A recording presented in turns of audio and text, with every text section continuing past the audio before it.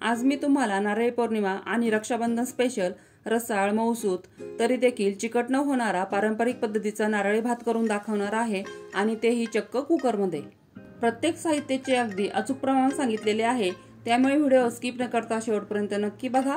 चला तर मग रेसिपीला सुरुवात करूया।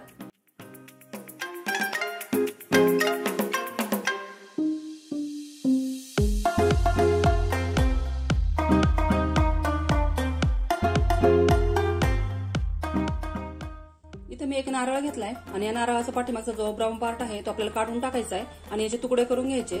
तुम्ही इथे बघू शकता अशा प्रकारे मी हे सगळं खोबरं कट करून घेतलेलं आहे। आता हे सर्व खोबरं आपण मिक्सर जार मध्ये घालून घ्यायचंय। आता हे आपल्याला पल्स मोटर फिरवून घ्यायचंय। अशा प्रकारे मी हे खोबरं वाटून घेतलेले तुम्ही ते बघू शकता। आता मी हे एका बाउल मध्ये काढून ठेवते। वाटलेले खोबरं मी एक वाटीमध्ये काढून ठेवले आणि हे एक वाटी एवढं भरलेले आहे। एक वाटी एवढी इथे बासमती तांदूळ घेतले। तुम्हाला जर बासमती तांदूळ घ्यायचे नसेल तर तुम्ही इथे आंबेमोहोर तांदूळचा देखील वापर करू शकता। त्यानंतर त्याच वाटीने एक वाटी एवढं मी ओलं नारळ आपण जे आता मिक्सर मध्ये फिरवून घेतलं ते घेतलेले आणि एक वाटी एवढं मी इथं गुळ देखील घेतलेले। गॅसवर आता मी कुकर तापण्यासाठी ठेवलंय आणि आता त्यामध्ये आपल्याला 2 टेबलस्पून एवढं फक्त तूप घालायचंय। तूप थोडंसं गरम झालंय। आता त्यामध्ये मी 10-12 काजू घेतले, त्याचे 2-2 तुकडे करून घेतले तसे। काजू घालणे पूर्णपणे ऑप्शनल आहे, तुमच्याकडे तुम्हाला नसेल घालायचे किंवा नसतील तुमच्याकडे तर नाही घातले तरी चालणार आहे। लाईट गोल्डन झाले की आपल्याला काढून घ्यायचे। आता हे काजू प्लेटमध्ये काढून ठेवते। आता यामध्ये आपल्याला 4 लवंग घालायचे। 1 इंचाचा इथं मी दालचिनीचा तुकडा घेतलाय तो घालायचा आहे। एवढे 2च खडे मसाले आपल्याला घालायचे। यामध्ये आपण विलायची पावडर नाही घातली तरी चालणार आहे, पण लवंग आणि दालचिनी हे घाला, नक्की घाला, यामुळे खूप छान टेस्ट येते या भाताला।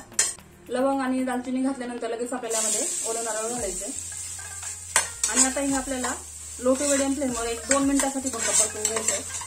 हे बघा आपलं नारळ देखील 2 मिनिटांसाठी मी परतून घेतले। आता हे धुतलेले तांदूळ आपल्याला यामध्ये घालायचे। भिजत वगैरे काही घालायचं नाही आपल्याला, तांदूळ धुवायचे आणि डायरेक्ट टाकून द्यायचे, कारण आपण हा भात कुकरमध्ये बनवतोय। कुकरमध्ये बनवायचा असेल भिजत घालण्याची गरज नाही तांदळाला। आणि जर तुम्ही पातेल्यामध्ये वगैरे करणार असेल तर तुम्ही त्यावेळेस तुम्ही 8 तास त्याला अगोदर भिजत घाला। आता यामध्ये आपल्याला घालायचं आहे गूळ।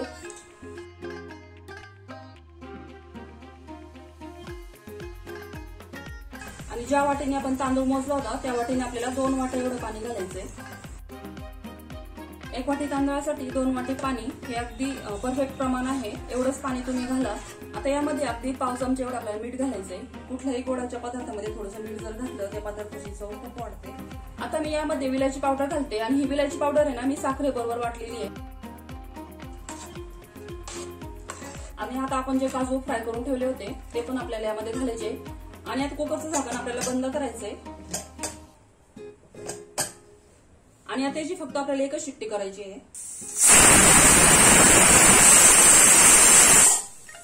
एक शिट्टी झालेली आहे। आता मी गॅस बंद करते आणि आता आपल्याला कुकर पूर्णपणे थंड होऊ द्यायचा आहे, त्यानंतरच आपण याला उघडणार आहोत। बघा आपलं कुकरही थंड झालेलं आहे। आता आपण त्याला उघडून बघूया।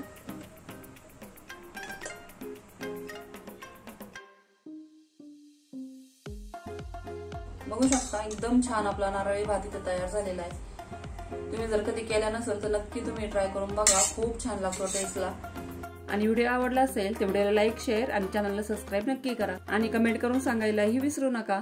आणि व्हिडिओ शेवटपर्यंत बघितल्याबद्दल सर्वांचे अगदी मनापासून धन्यवाद।